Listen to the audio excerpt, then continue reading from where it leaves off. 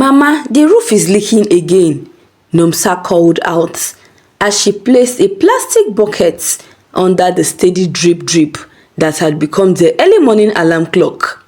Mama Thandiwe sighed from the corner of their small corrugated iron shack, where she was mending yet another hole in Nomsa's school uniform with threads pulled out from an old cloth. "At least the rain knows how to find us, even if good fortune doesn't find us," she said with a tired smile. Their little shack sat precariously close to the Val River, so close that during rainy season, they could practically fish from their doorstep. Not that they had fishing nets or a proper fishing hook, but Nomsa liked to joke that they lived in a waterfront property. It sounded so fancy when she said it like that. Waterfront property? Mama Thandiwe chuckles whenever Nomsa used that phrase. Ngani yami, you can make anything sound so beautiful with the right words. The truth was less beautiful. They lived there because it was the only land nobody else wanted in their township outside Johannesburg.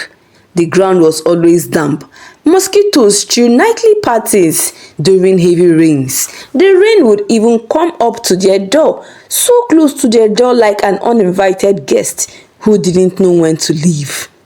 But every morning, every evening, as the sun painted the water gold and red, Mama Thandiwe and Nomsa would kneel by their doorstep and pray. They thanked God for everything, for a roof over their heads, leaky as it were, for the food in their bellies, as little as it were, and for each other.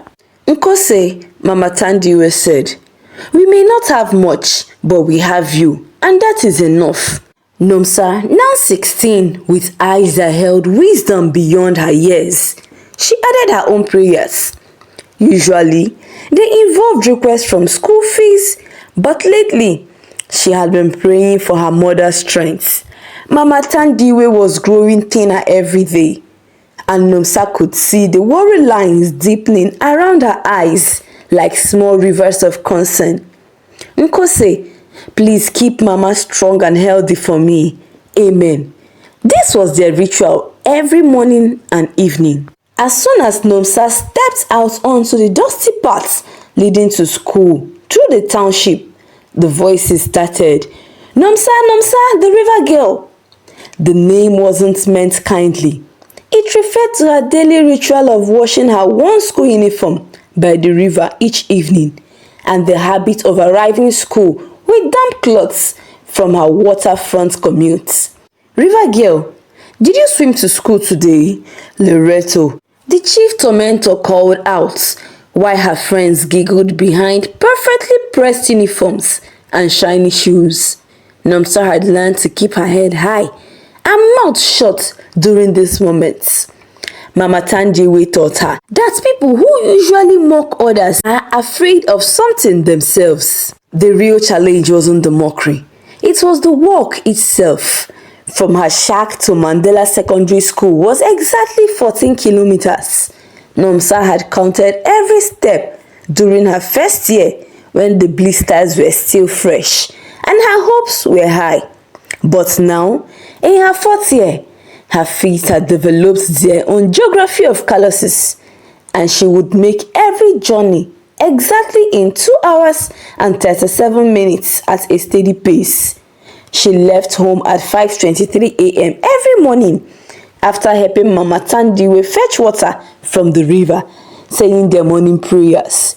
The journey took her through 3 townships. "One day," she told herself as she walked, "one day I will ride in one of these taxis, and I will wind down the window and wave at walking students like a queen." But for now, she walked, and as she walked, she prayed. Sometimes she would time her steps to her prayers. "Nkose, please help us. Nkose, please help us. Nkose, please help us," in rhythm with her strides. Back at home, Mama Thandiwe faced her own daily trials. It seemed like every hour brought a new creditor to their door. "Mama Thandiwe! Mama Thandiwe!" The voice of Mama Cezanne, the local money lender, could wake the dead. You owe me 500 rands for 3 months now. When will you pay? Mama Thandiwe emerged from the shack with as much dignity as she could muster, which was considerable.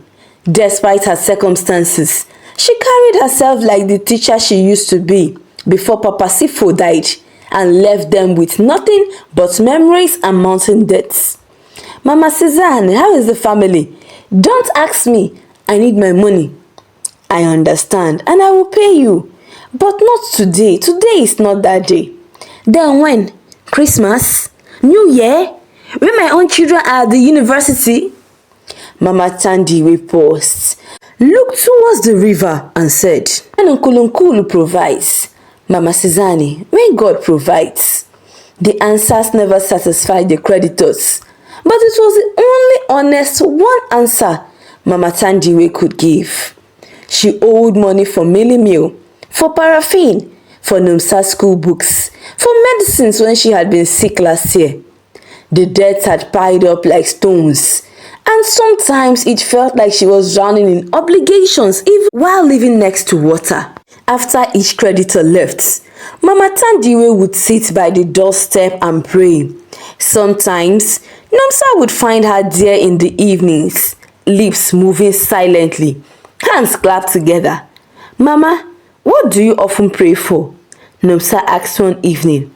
Strength, my daughter. Strength to keep believing that tomorrow will be better than today.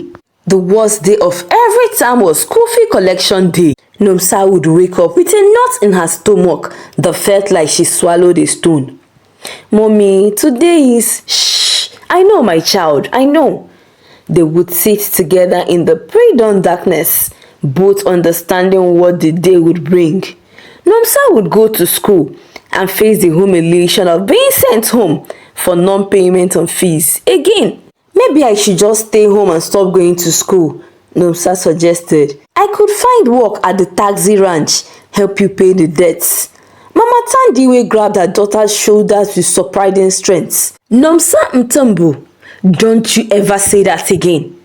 Education is the only inheritance your father left for you.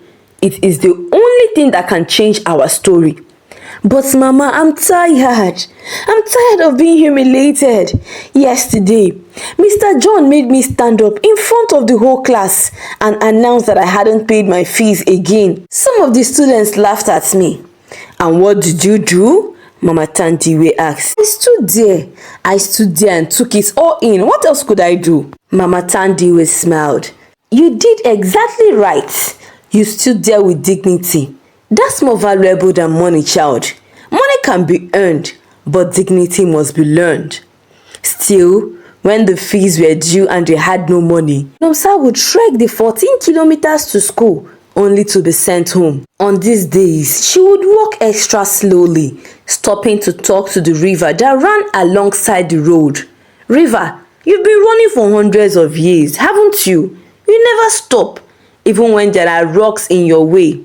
Maybe I should be more like you. The river, of course, never answered, but somehow, talking to it made the long walk home less lonely. The local spaza shops and informal markets were where gossip were sold alongside bread, and where reputations were bought and sold like commodities. For Mama Thandiwe and Nomsa, the market was a gauntlet of whispered comments and not so subtle mockery. See the teacher who can't teach her own life lessons, said one woman when Mama Thandiwe passed her store. That girl will never amount to anything, another trader added. Look at her shoes. You can see her toes saying hello to the world. Nomsa had learned to shop quickly and efficiently, get in, buy what they needed with their meager coins and get out. But sometimes the comment would hit too close to home.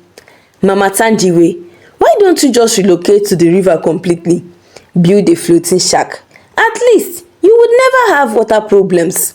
Baba Temba called out one day, causing a ripple of laughter throughout the market. Nomsa felt her cheeks burn with embarrassment. But Mama Thandiwe surprised everyone by laughing along. Baba Temba, that's actually not a bad idea. We would have the best fishing business in the town. Our address would be number 1 Floating Street. Very exclusive. The laughter changed from mocking to genuine amusement. And even Baba Temba chuckled. Mama Thandiwe, you have a good spirit. What choice do I have? She replied. If I don't laugh, I will cry. And tears are free, but they don't pay debts. Walking home, Nomsa asked, Mama, how did you do that? Turn insults into jokes. Practice, my dear. Lots of practice. Besides, when people mock you, they are actually telling you more about themselves than about you. Despite their struggles, Mama Thandiwe and Nomsa maintained a prayer life that was legendary in their small community. Every morning at 5 a.m. and every evening at 7 p.m., their voices could be heard rising from their little shack by the river. They don't just pray for themselves, they prayed for their creditors, for the people who mocked them, for rain during dry seasons, and for wisdom for their leaders. Their prayers was like conversation with a close friend who happened to live in heaven. Nkose, it's us again, Mama Thandiwe began. Thank you for this new day. Thank you for breath in our lungs and love in our hearts. And thank you for the river that sings us to sleep, Nomsa added. Lord, we have some requests today. Mama Sizani needs patience. She has been very stressed about money lately. Help her to remember that worry doesn't pay bills, but trust can open doors. Mama Thandiwe prayed. I helped Loreto at school to learn that making others feel small doesn't make her feel bigger, Nomsa added. Their former neighbor Mama Joy once commented, these two pray like they have God's personal cell phone number, to which another woman added, maybe they do. Have you noticed how they never seem bitter despite everything? It was true. While others in similar circumstances had become hard and angry, Mama Thandiwe and Nomsa seemed to carry a light that no amount of hardship could extinguish. How do you stay so hopeful? A young woman from the township once asked Mama Thandiwe. Hope? It's not just hope, my dear. It's faith. It is like a muscle. The more you exercise it, the stronger it gets. We practice hope and faith every single day as long as your hope is in God. But even the strongest hope can be tested. The test came during Nomsa's final year, when the school announced that no students would be allowed to take their matric examinations without paying all outstanding fees. Nomsa owed 3 terms worth of school fees, nearly 3,000 rand. It might as well have been 3 million. Mama, maybe this is where my education story ends, Nomsa said quietly. For the first time in years, Mama Thandiwe looked defeated. She sat by the river that evening, her shoulders shaking with silent sobs. Nkose, she whispered, I've been faithful. I have trusted you. I have taught my daughter to trust you. But I don't see any way forward. 3,000 rand might as well be the moon for all my ability to reach. Nomsa found her mother there and sat beside her. Mama, maybe we are praying wrong. Maybe we should ask God to help us accept our circumstances instead of making him to change them. Mama Thandiwe wiped her eyes and looked at her daughter. Nomsa, do you know what your name means? Mother of kindness? Exactly. You were named for compassion, for things that heal. Poverty is temporary, but education is eternal. Your father believed that, and I believe that. We are not giving up now. Not when we are so close. But Mama, how? How? Where are we going to get 3,000 rand from? Mama Thandiwe stood up, her spine straightening with renewed determination. I don't know how, but I know who knows how. Come, let's pray like we've never done before. They knelt down and prayed till their knees hurt. The next morning brought an unexpected visitor, Mrs. Van der Merwe. The wife of Nomsa's mathematics teacher stood at their door with an envelope in her hand. Good morning, Mama Thandiwe. May I come in? Mrs. Van der Merwe had never visited their home before. She was one of the big women in town, well-dressed, well-spoken, and well-connected. What could she possibly want with them? Please sit down. Nomsa, please bring some water for our guests. Thank you, but I can't stay long. Mrs. Van der Merwe looks around their small shack with eyes that held no judgment, only assessment. I've been watching your daughter in school. Nomsa's heart sank. Here it comes, she thought. Another lecture about fees. She's exceptional. Not just intelligent, but determined. My husband tells me she never misses classes. Despite Mrs. Van der Merwe gestured vaguely at their circumstance. Despite the challenges, education is important to us, Mama Thandiwe said simply. I can see that, which is why I have a proposition for you. Mrs. Van der Merwe opened the envelope and pulled out several documents. I ran a small catering business. Nothing fancy, but it's growing. I need someone reliable, someone honest, someone who understands the value of hard work. She looked directly at Mama Thandiwe. I'm offering you a job. The pay is not much. 1,500 rand a month to start, but it comes with something else. She pulled out another paper. I've spoken to the school board. I'm willing to sponsor Nomsa's final year fees in exchange for a commitment. She will work for my side business after matric while she applies for university admission. Nomsa felt the room spin. Was this really happening? Why? Mama Thandiwe asked, the question they were both thinking. Why yours? Mrs. Van der Merwe smiled. Because I was once you, 30 years ago. I was a poor Afrikaner girl whose mother worked as a domestic worker to pay my school fees. Someone gave me a chance, and I promised myself I would pass it forward when I could. She stood up to leave. Think about it, but don't think too long. Nomsa's matric exams are in 2 months. After she left, Mama Thandiwe and Nomsa sat in stone silence. Mama, Nomsa whispered, is this real? It is an answer, my child. Nkose has answered us. It's an answer to our prayer. The change in their circumstance was swift and dramatic.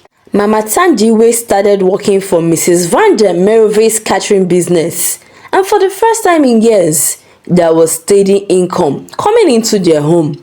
Nomsa's school fees were paid, and she threw herself into her studies with renewed vigor. The same classmates who mocked her began to view her with respect as her academic excellence became undeniable. Nomsa, Loretta said one afternoon after mathematics class, can you please help me with these equations? I don't seem to understand them. It was the first time Loretta had spoken to her without mockery. Nomsa looked at her former tormentor and smiled. Of course, come, let's walk through them together. And as they bent over their textbook, Loretta said quietly, I'm sorry. I'm sorry about, you know how I treated you before. Why did you do it? Nomsa asked, genuinely curious rather than accusatory. Loretta was quiet for a moment. Because my own father struggles to pay my fees sometimes, and I was scared. Making fun of you made me feel like I wasn't the poorest one in the class. Loretto, poverty isn't competition. We are all just trying to make it through. From that day forward, Loretto became one of Nomsa's closest friends. It turned out that underneath the mockery was a girl who was just as scared and uncertain as everyone else. As months passed, the transformation in their lives created ripples through their small community. Mama Thandiwe was able to pay back her debts, one creditor at a time. Mama Sizane, she said, placing 500 rand in the woman's hand. Thank you for your patience. Mama Sizane stayed at the money in disbelief. But how? Nkulunkulu provides. Just like I always said, sometimes it takes his time, but he never forgets. Word of their changed circumstances spread through the township like good news tends to do. But what impressed most people wasn't their financial improvements, it was their attitude. You know what's strange? Mama Joy observed to her friends at the spaza shops. Now that Mama Thandiwe has money, She's exactly the same person she was when she had nothing. She still greets everyone, still helps where she can, still prays by the river every morning and evening. Mama Nomtangazo, replied Mama Joy. That is not strange. That is character. Money doesn't change who you are. It reveals who you've always been. Nomsa excelled in her matric examination, scoring high enough to qualify for university admissions with partial scholarship. The same teachers who had once seen her as a charity case now spoke of her as one of their most promising students. The most significant change was in their little shack by the river. They could afford to move now to find a new place with better drainage and fewer mosquitoes. Should we look for a new place? Nomsa asked her mother one evening. Mama Thandiwe had been thinking about this. The river has been our companion through the hardest times of our lives. I think we should save money for your university education instead of spending on rent. Instead of moving out, they used their improved income to make repairs to their home. They fixed the leaking roof, raised the floor to prevent flooding, installed protective nets and proper drainage. Their shack by the river became a comfortable home by the water, an actual waterfront property, just as Nomsa called it. 5 years later, Nomsa stood in front of her own classroom, a board-certified teacher, having graduated from the University of Witwatersrand with honors. Mrs. van der Merwe had been true to her words and not only sponsoring Nomsa's education but also mentoring her through university. In her class, she saw a young girl named Tambo, whose worn-out shoes and carefully mended uniforms looked familiar.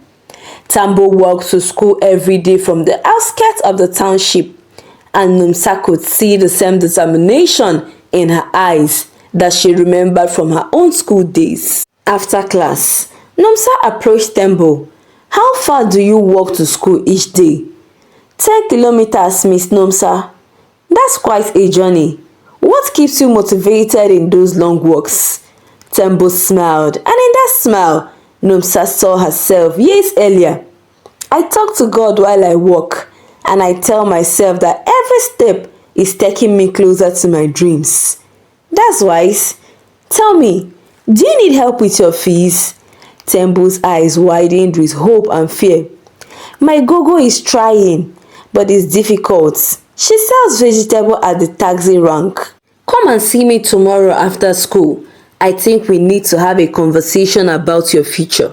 When Nomsa got home to the house beside the river, Mama, I met a student today who reminds me of someone. Really? Who? A determined young girl who walks long distances to school and prays while she walks. Mama Thandiwe smiled. And what are you going to do about this determined young girl? What Mrs. van der Merwe did for us. What you taught me to do. Pass it forward. That's beautiful, my daughter, and Nkose will be proud of you. As the sun sets over the river, painting the water in shades of gold and hope, mother and daughter knelt by their doorstep for evening prayers, just as they had done in their darkest days and their brightest ones. Nkose, Mama Thandiwe began, thank you for teaching us that our circumstances don't define our future, that our character transforms our circumstances. And thank you, Nomsa added, for showing us that every ending is really just a beginning. This story is all about encouragement, strengthening, and faith. Mama Thandiwe and Nomsa showed that poverty doesn't have to mean loss of dignity. How we respond to hardship reveals our true character. Nomsa's daily 14-kilometer walk to school demonstrated that consistency and determination can overcome seemingly impossible obstacles. Their unwavering faith and regular prayer life sustained them through the darkest times and prepared them to recognize opportunities when they came. Despite their struggle, they never became bitter or cruel. They prayed for their mockers and maintained compassion for them. The story reinforces that education is the most reliable path out of poverty and that no sacrifice is too great for learning. True success is measured not just by what we achieve, but how we help others achieve their dreams. Even in their poorest moments, they found reasons to be thankful, which kept hope alive in their hearts. All circumstances, good or bad, are temporary. What matters is how we conduct ourselves while passing through them. Their contentment with the simple home by the river showed that happiness comes from relationships and attitudes, not from possessions. Like the river that flows constantly, despite rocks and obstacles, let your dream flow persistently towards the sea of possibilities. Please like, share, and comment. If you haven't subscribed by now, please do so. Till I bring you another interesting, intriguing African story, God bless you.